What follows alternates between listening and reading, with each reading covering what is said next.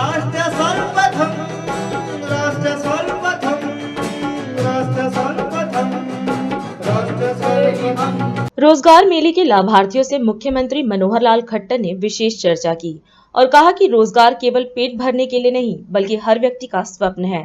उन्होंने कहा कि हमारी सरकार सदैव प्रयासरत है कि सभी को व्यवसाय करने का अवसर मिले और इसके लिए सरकार ने कई प्रकार की योजनाएं भी बनाई हैं। सीएम ने मुख्यमंत्री अंत्योदय परिवार उत्थान योजना के विषय में बात करते हुए कहा कि इस योजना के तहत यदि व्यक्ति की आय 1 लाख रुपए से कम है और परिवार में कोई और सदस्य काम करने वाला नहीं है तो ऐसे परिवार को इस योजना का लाभ मिलता है। इस योजना के अंतर्गत अभी तक 400 कैंप ब्लॉक स्तर पर लगाए गए हैं और लगभग 50,000 लोगों को नौकरियां दी गई हैं। जैसा हम जानते हैं, कोई भी एक हमारा युवा साथी बचपन में पढ़ाई में लगता है, पढ़ाई के बाद कुछ ना कुछ हुनर सीखता है और उसके बाद उसका काम जो है वो कोई ना कोई रोज़गार मिले इस तलाश में वो रहता है। रोज़गार केवल परिवार पालने के लिए नहीं बल्कि एक हर व्यक्ति का, युवा का स्वप्न होता है कि मुझे कोई अच्छा रोज़गार मिले। बहुत लोग ऐसे भी हैं जो अपने पैतृक व्यवसाय में जा कर के काम करते हैं, उसी में उनका सिस्टम आगे बढ़ता है। लेकिन जिनका न पैतृक व्यवसाय में कोई काम होता है और न ही सरकारी नौकरी मिलती है, उनको कहीं ना कहीं प्राइवेट नौकरी अथवा अपना स्वयं रोज़गार छोटा हो या बड़ा हो इसकी तलाश होती है। इसके लिए हम हरियाणा सरकार के नाते से लगातार प्रयत्न करते हैं कि हर किसी को कोई न कोई व्यवसाय करने का ये अवसर मिलना चाहिए और उस अवसर में हमने कई योजनाएं भी बनाई हैं। जैसा मुख्यमंत्री अंत्योदय परिवार उत्थान योजना, अर्थात जो गरीब परिवार हैं, जिस परिवार की आय 1 लाख रुपये वार्षिक से भी कम है और घर में और भी कोई काम करने वाला ऐसा व्यक्ति नहीं है, कम से कम एक व्यक्ति युवा हो, अच्छा अगर युवा नहीं उस परिवार में काम करने वाला है तो कोई बड़ी आयु का व्यक्ति हो, कोई महिला हो, ताकि उस परिवार की आय बढ़े और अपने परिवार का ठीक से वो अपना व्यवस्था जो है गुजारे की कर सके। हमने इस योजना के अंतर्गत अभी तक 400 कैंप ऐसे लगाए हैं ब्लॉक स्तर के ऊपर और लगभग 50,000 लोगों को और ये नौकरियां दी हैं।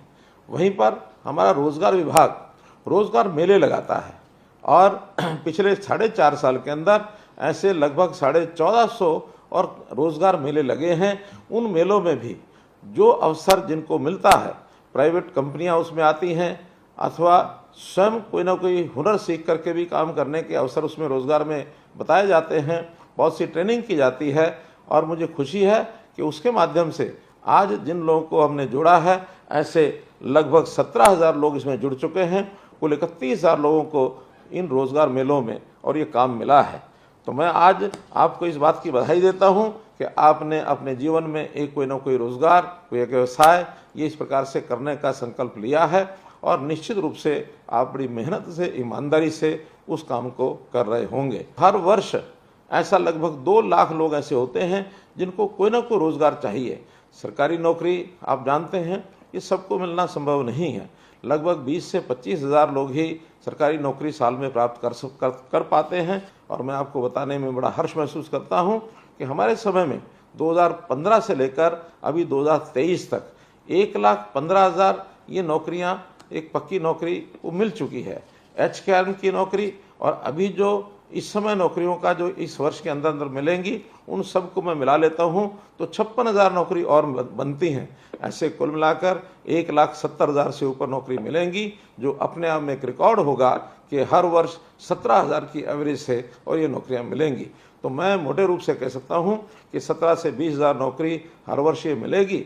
लेकिन आखिर तो 2 लाख लोगों को काम चाहिए, उनके लिए बहुत से काम हमको करने होंगे। हम जानते हैं प्रधानमंत्री जी ने अब नई एजुकेशन पॉलिसी में इस प्रकार से परिवर्तन करवाए हैं कि उस एजुकेशन पॉलिसी में रोजगार परक कैसे हमारी शिक्षा हो, हुनर कैसे हम सीख सकें। हमने हरियाणा में एक रोजगार प्राप्त करने के लिए कौशल विकास के नाते से एक अलग से विश्वविद्यालय पलवल जिले में बनाया है, विश्वकर्मा कौशल विश्वविद्यालय। वहाँ भी लगभग 15 से 20,000 लोगों को हर वर्ष ट्रेनिंग दी जाएगी ताकि उनको नौकरी मिले। तो मैं तो आज इस अवसर पर आपको पुनः बधाई देते हुए इतनी बात कहूँगा कि आपको जो रोज़गार मिला है तन्मयता से, मेहनत से और ईमानदारी से आप करते रहें और आगे बढ़ने के लिए निरंतर आप अवसर खोजते रहें। हम भी और निरंतर अवसर आपको देते रहेंगे।